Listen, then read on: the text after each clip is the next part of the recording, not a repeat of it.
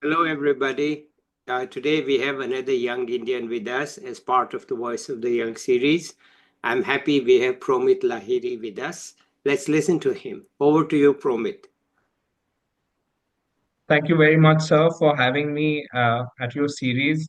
I have been following it like a very ardent student, and I keep learning a lot from all the other panelists who have spoken their minds. And I hope that whatever questions that I will be able to answer today will also be of help to your other viewers. Thank you. Go ahead, tell us about yourself, your decisions, your journey, etc., like everybody else. I'm not going to ask questions, so go ahead. No, I mean, any directioners would definitely help, sir. So, sure. So, I'll start with saying that I am somebody who has a lot of interests. So, part of me is always struggling to figure out uh, where is it that I should posit myself towards, which is why, uh, I mean, if you check, so I have become a part of this fellowship called as the LAMP Fellowship, which stands for the Legislative Assistant to a Member of Parliament. So people keep asking me that what is your background? So when I tell them that I've completed my bachelor's in zoology, they always have their eyebrows a bit mixed that what is a zoologist doing in midst of a parliamentarian, and how is he equipped to qualify and advise a parliamentarian? So it starts because I really had this passion of understanding various government systems way back in college. And I used to read about Constituent Assembly debates. In fact, there's a very good uh, episode recorded by the Rajya Sabha TV at the time. Right now, it's called the Sansad TV. The Rajya Sabha TV had this series called as Samvidhan. Yeah. Samvidhan had documented through 10 episodes, beautiful 40 to 45-minute episode showing how the constitution was drafted. And that gave me a very good understanding that even during tumultuous times, right after we gained our independence, how did we go through the process of uh, facilitating and a structure that would work for such a diverse country. And at the time when the constitution was being drafted, it was going through so many changes. So I watched that series when COVID was happening in college, and I was tasked by my convener at the college to draft a constitution for my college club. So I sort of positioned myself. I took a lot of inspiration from Dr. Ambedkar and the entire drafting committee. That what was their mindset towards drafting something such a mammoth project, and what can I learn so that I can help my college, uh, you know, breeze through both the online phase, and whenever the COVID declarations would be called off, then my college can easily transition into the offline phase. When I did that, I went into how do I put it? I went into exploring how these government systems worked. I used to model that in my college, and I used to see how did that figure out, and that gave me a lot of real life learnings of how these systems really work. Right after that, I was working with the Wildlife Crime Control Bureau, which is a very unique body constituted under the Ministry of Environment, Forest and Climate Change. This body looks at controlling wildlife contraband at various custom spots of India. And what makes it unique is that it harbors the Indian Police Service, the Indian Revenue Service, and the Indian Forest Service officers. So during my time at the WCCB, I had this unique opportunity of seeing how all these officers function together, and how is it that they are actually interacting with the state governments? Because although the control happens at custom and duties, but law and order is a state subject. So that's one part of governance. But then there is knowledge which I had as a zoologist, which is on ecology. So my job was on invasive species.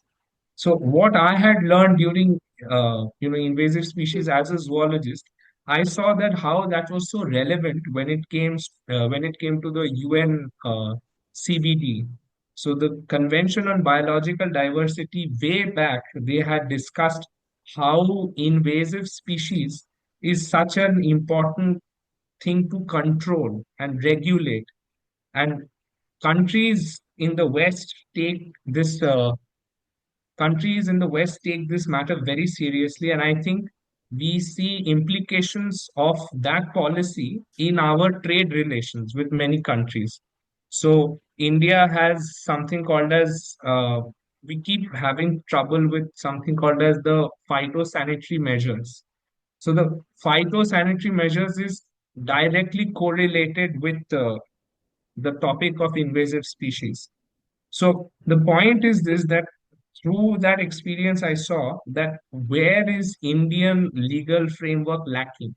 And let's say if we empower the legal framework with certain provisions, then what are the practical aspects of doing it? Because when I went through the parliamentary website, there were a lot of private member bills that many MPs have proposed. Through that, we get to know that what are current legal minds thinking about probable solutions that can help the country approach these problems.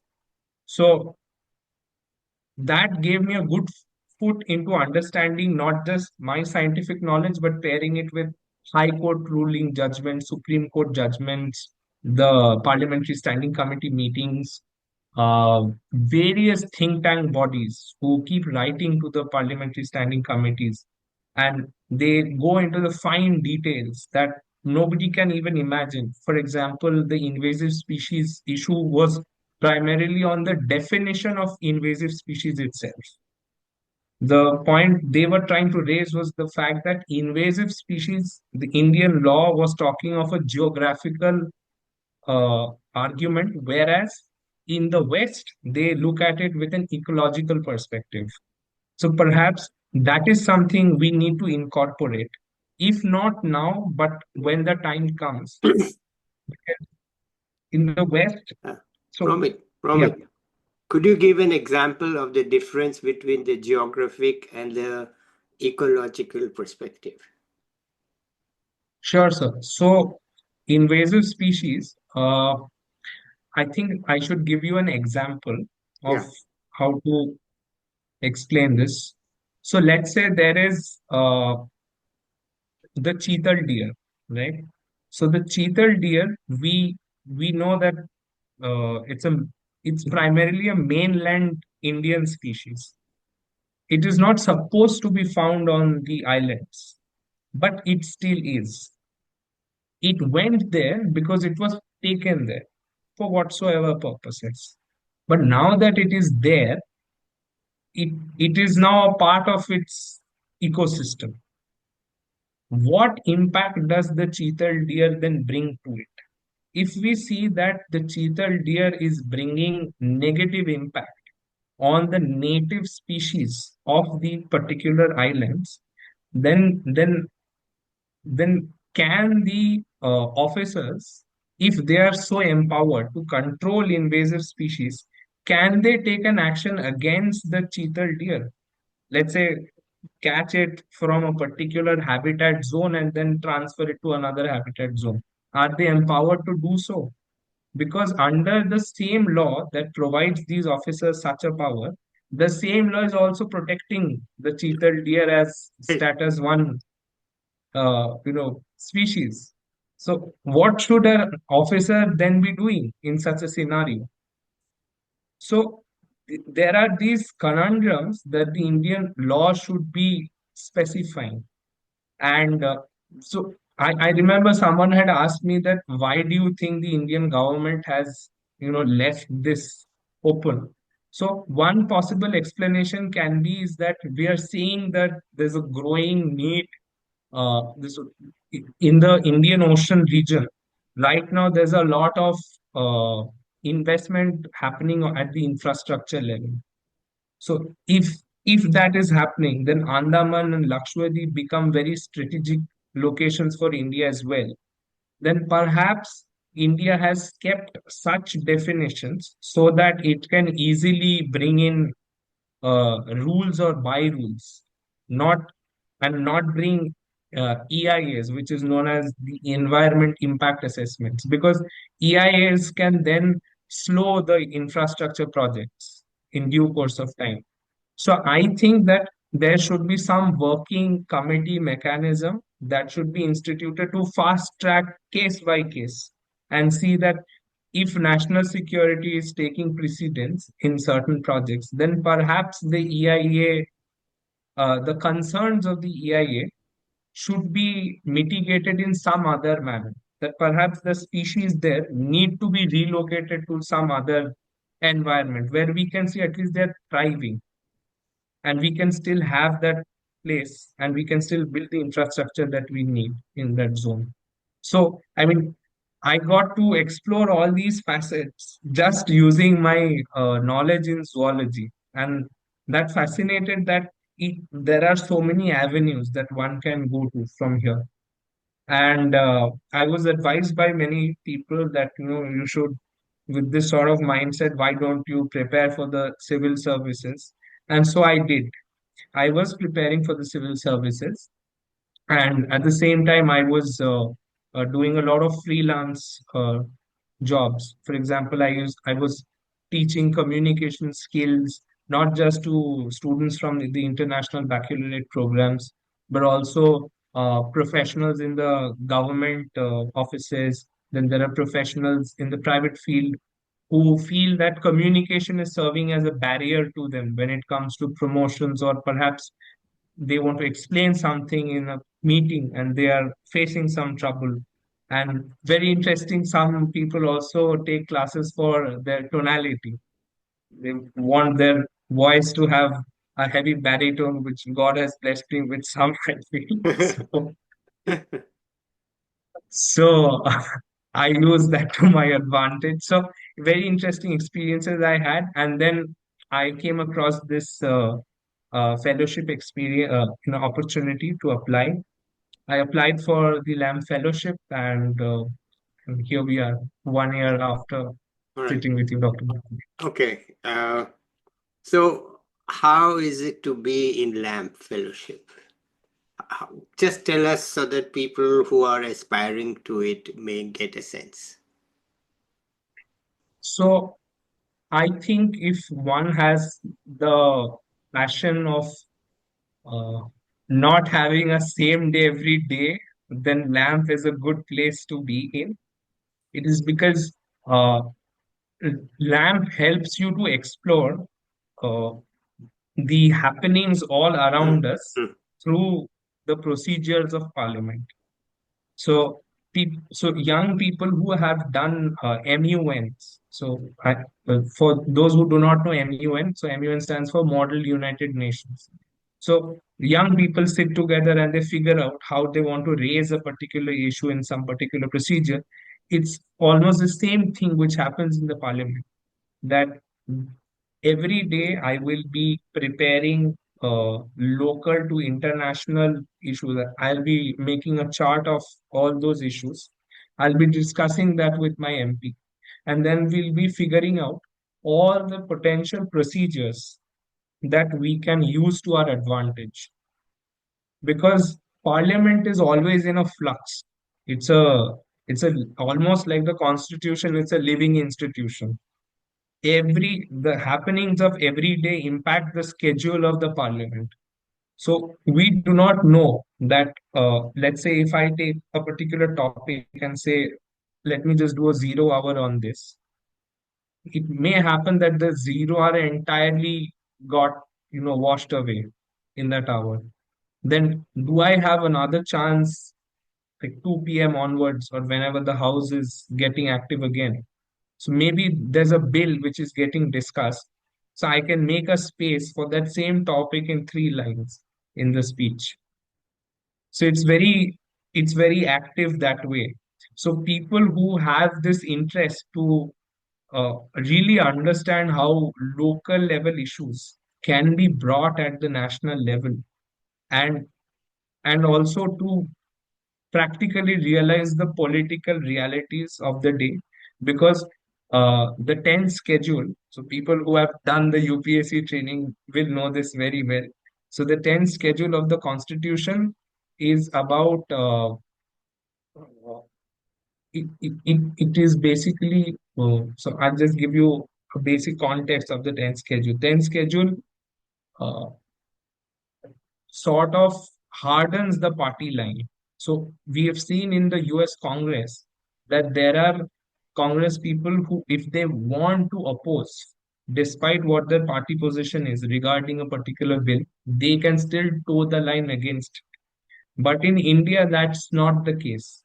If the party whip has generated that, or the party position has said that this is what you're supposed to do, then that is what the MP is expected to do in the House. If the MP does not do it, there is severe consequences for the MP. In that manner, what happens is this restricts what the MP may want to discuss about, and limits what he this may limit what he may want to say and what his party may want to say. So very interesting discussion there is by the former MP of Bristol of the United Kingdom.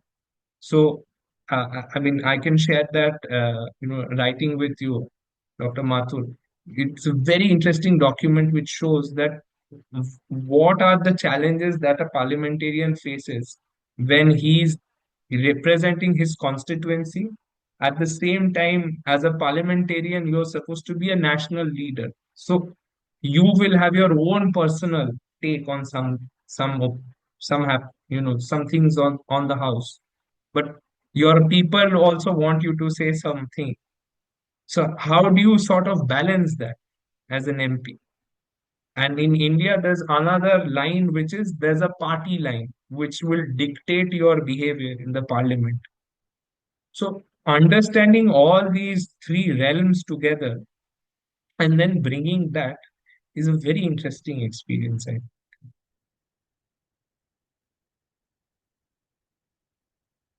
And So you are enjoying it. It's something that keeps you alert and awake every day. It's new ideas, new information, new challenges, and absolutely, that's what you want to do. Okay. Does it pay well? uh, the payment is more like an honorarium, Okay. so it allows you to breathe a bit. All So right. Uh, this is not a money-making venture. It's more an intellectual and your heart and your mind and all that. Okay, wonderful. Okay, but but let's there's go one more back. thing, Dr. Mathur. Dr. Mathur, there's one more thing I should have mentioned, Yeah, which please. is, although this depends from one lamp to the other, so some lamps also get to experience the constituency. So in my case, I did that. So I got to visit my constituency, and there's something called as the Disha committee meetings. So Disha committee meetings, again, a bit of context for people, Yeah. is it's a committee which is constituted by the Ministry of Rural Development, and the chairman of this Disha committee is the MP of that district. This depends of the size of the district, number of MPs there based on their age. Sometimes Lok Sabha MPs become the chairman, sometimes Rajya Sabha MPs become the chairperson. So the Disha committee, they are at the district level and the state level, and the state level ones are headed by the chief minister. So my MP was the chairperson of his district Disha committee. The committee's job is to look at the monitoring and implementation of close to 66 centrally sponsored schemes of the government of India, uh, primarily aimed at making the life of rural populations better. So I remember going and having elaborate discussions with the district officials. How is it that they are implementing set schemes? Uh, what challenges are there when it comes to the evaluation of such schemes? And are there methods where we can perhaps use Disha as an opportunity to do cross departmental collaborations? So I remember having a very fruitful discussion with the collector of the district that why don't we take the data sets of two particular schemes which are connected, and perhaps we can find out new things, that perhaps there are beneficiaries we are missing out on. We may have, why are two separate departments working on it at the district level? We can merge one single district handling the same thing there. Or else what happens is, because the departments are missing out on such key collaborations, the departments are always in that mindset that this is not my stuff. That department has the data. That department says that department, the other department has the data. And so eventually, such collaborations never happen. So why don't we use Disha as that innovative opportunity to create such collaborations? So that was another interesting thing which happened It's very during my interesting, course. actually. Tell us a little bit more about what you found about implementation of central schemes. Uh, I mean, now there are more districts than MPs, right? So one MP is actually covering, because we have so many districts compared to in the past. So long ago, one MP, one district was okay, but today, Correct. one MP covers more than one district. So does it create an Absolutely. issue? Absolutely. I think, uh, I mean, this is where Dr. Mathur, the discussion of delimitation is also very important, I feel. Yeah, There's already a discussion happening that if delimitation happens, then the northern states, they already have a greater share. yeah, It'll, it will just skyrocket again. yeah, And the southern states, because of their performance on population, yeah, which they have been able to have a good one. yeah, Their concern is that after the process, then their share will drop. And because most of the population of seats happen on the base of population, yeah, that they may have an unfair number of representation when it comes at any seat of decision making. So I think that is a discussion which will definitely happen at the One Nation, One Election Joint Parliamentary yeah, Committee, which has formed yeah, this time.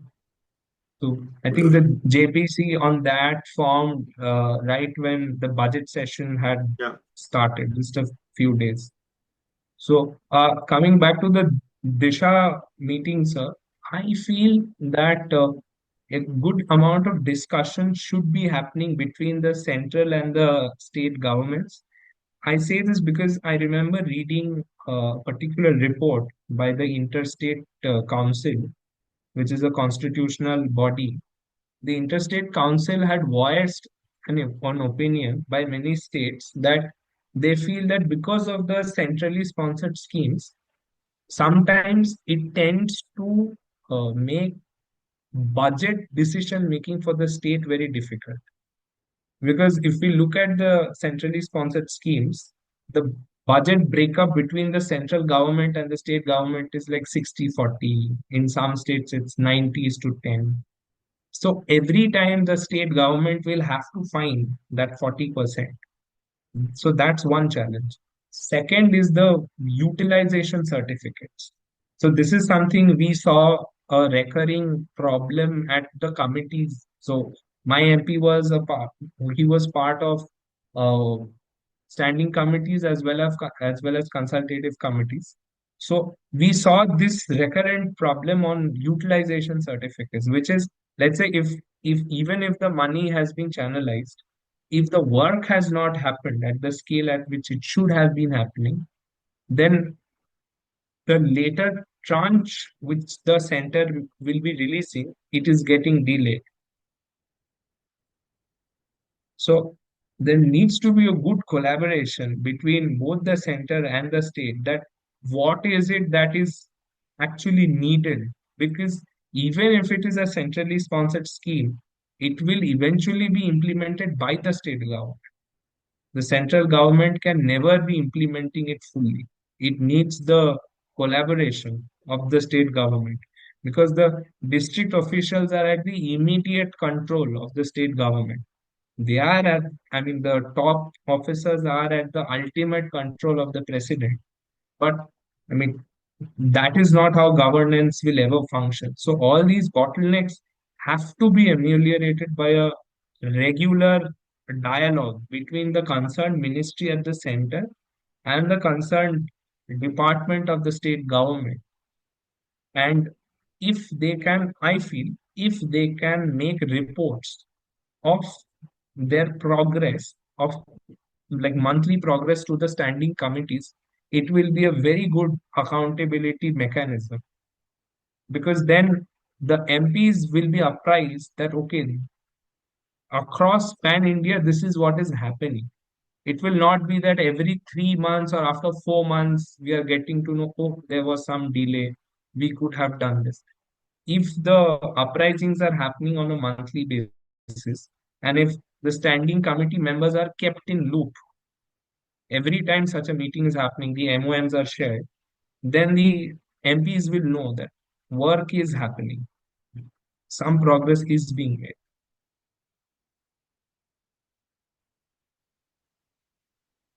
Uh, You brought to light a lot of things that even somebody like me did not know, because you are in the trenches. You are actually doing it. You are seeing it happen. You are making it happen. And the experience is actually quite enlightening that, look, this is how I mean, you've got a very good understanding of the political realities, the ground realities, how things happen. Okay, tell us more about whatever you want to tell us. so, would this be on a career level, or would this be on LAMP itself? Well, no, I want to know why you chose zoology anyway to start with. It's not a very Oh, common subject.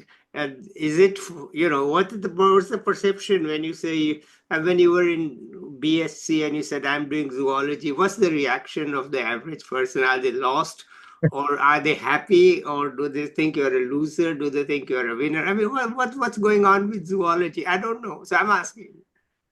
okay.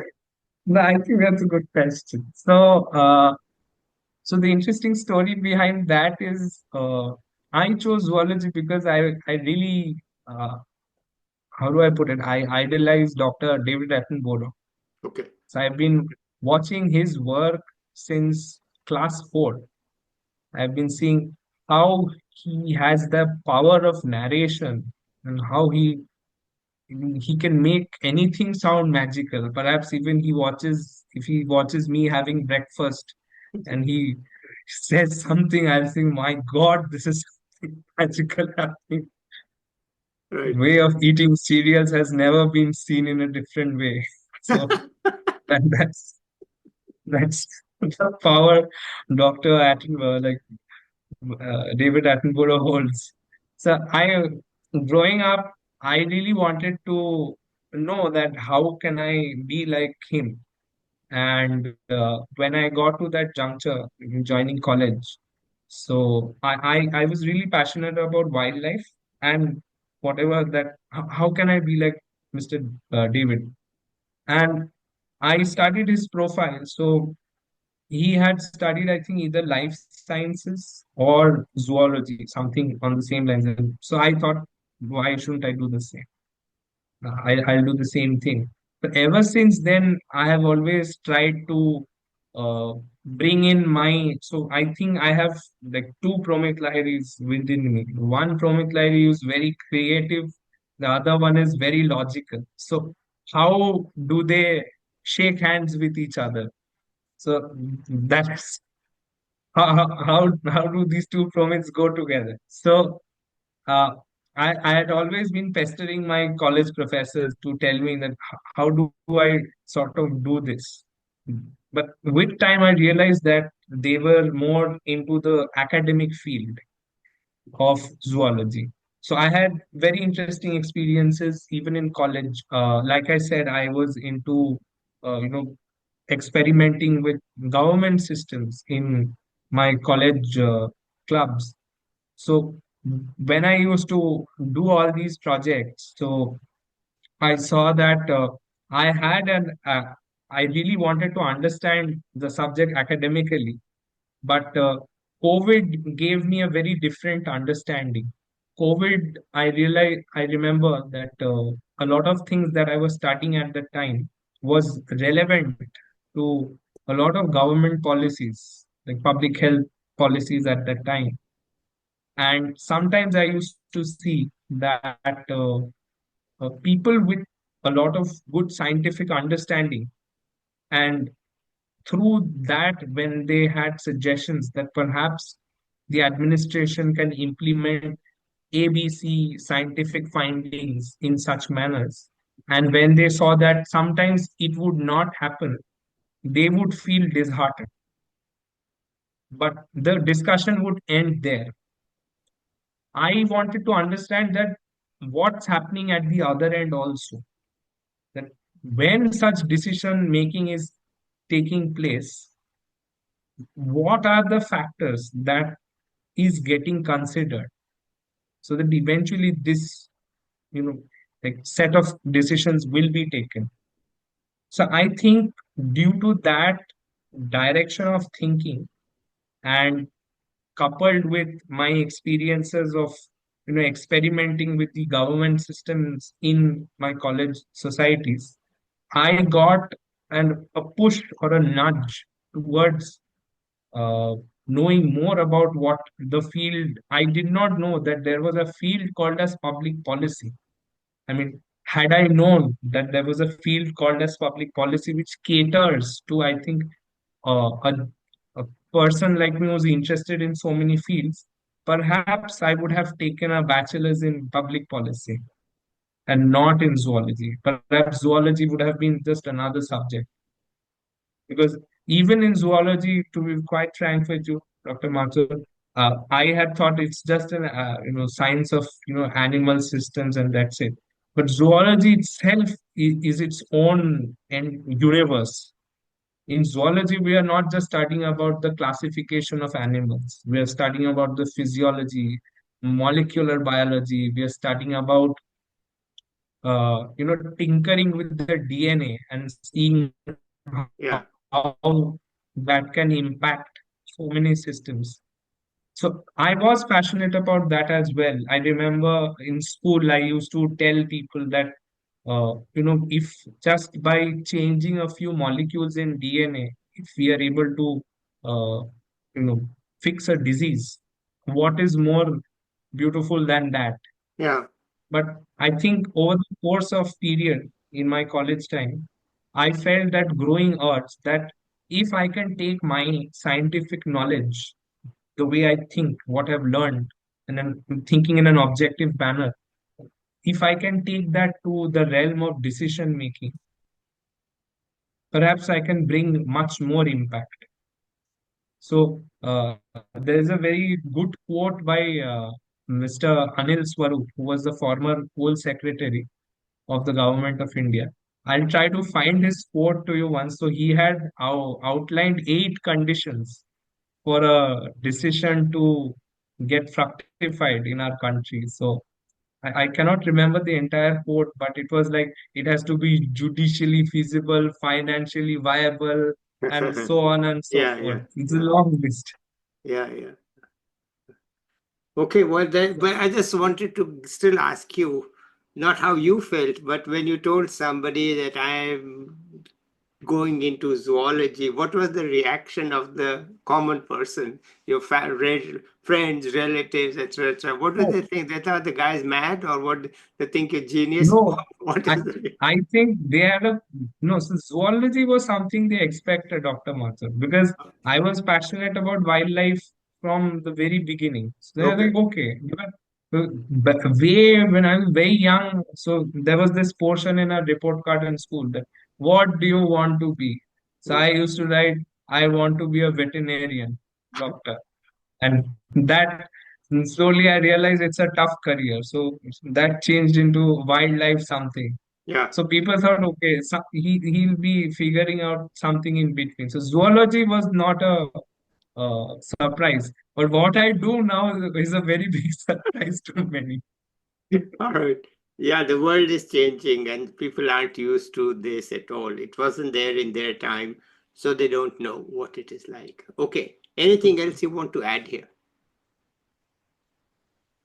I think that young people like me, the internet is a very fascinating place, and I think one should also read about training our algorithms. So right now, I have been exploring. When I mean, as a lamp, I've been exploring across policy areas. One of them being tech policy also. So my sir has also been very active in like roundtable discussions on tech policy. I've seen how AI regulation is it's so scattered between the global north and the global south, and there's virtual digital assets. I mean, we had this discussion because the finance bill was getting discussed. So, what should be the implications of income tax on virtual digital assets? And so, the point being this that young people like me should be what we say as technically walkable. We should know how the technical space lives and breathes. The basics of it. I mean, we don't have, not everyone needs to be a coding expert. So, are we experimenting with AI tools? Because AI is here to stay. In every policy space I go to, they are talking about the same thing. They'll discuss about how it benefits, what are the concerns they have. But at the end of every meeting, they are always agreeing that AI is here to stay. So it's better that we learn it and learn to control it and not let AI control us. So then the systems that we have built around ourselves, they are figuring on algorithms. Have we trained our algorithms to help us? For example, the content that you consume on Instagram, the content you consume on Facebook, does that help you? I mean, there's this term, Dr. Mathur, I don't know if you're aware of, there's a term called as doom scrolling. No. So doom scrolling is effectively you're wasting time, just Ah, scrolling reel okay. after reel. So, so, one video is about a cat dancing, the next video is about nuclear policy. So it's mixed. So the point is that even when you're doom scrolling, is it have we trained our algorithms that Instagram knows that this is what this person likes? Yeah, So there's another term known as a rabbit hole, yeah, which says that we just get pushed into yeah, this something interesting and then we keep on in yeah, that cycle. yeah. So if our human brain is really programmed to get into that rabbit hole, so can we train the software in a way that that rabbit hole is good for us? Okay. So even if you're wasting time for Yeah. let's say 15, 20 minutes, you've effectively wasted only the starting of 5 minutes because you Mm, were conscious. okay. Even while you were, so the way I do it, Dr. Mathur, is that there's this option of interested and not interested in Instagram. So every time if I keep training my Instagram, this is something I don't like. I have seen that after a time, Instagram responds to it. Yeah, So that's like one suggestion I have. And second is use GPT formats of various apps to learn as much as you can. okay. And how can one actually learn to make better prompts and use AI as a tool, not using AI to generate content. For example, I had hired interns for my MP's offices. So I had seen that people were using AI left, right, and center for their policy essays or why they want to join the internship. I understand that some students may have the concerned that maybe perhaps my language is not it's not up to the mark, and that's why I should use GPT, which is good. But I think that from GPT, then you get a framework that, okay, this is how you could have uh, structured your response. But that is what one should learn, and then write a fresh response on your own, and then get its grammar checked by GPT, not get it written by GPT. So Yeah. I think such things should, the AI should be used as a tool in this manner, so that our task then becomes quicker and we become smarter with the technology, not Okay. without it. So Okay. Well, thank you so much, Pramit. Let's end it here today. You wanted to talk with me offline, so let's have the time for that. So I'll yes, be back with another young person or an expert, and Pramit is somewhere in between the two. So I'll be back. Let's wait till then. Till then, bye, everybody.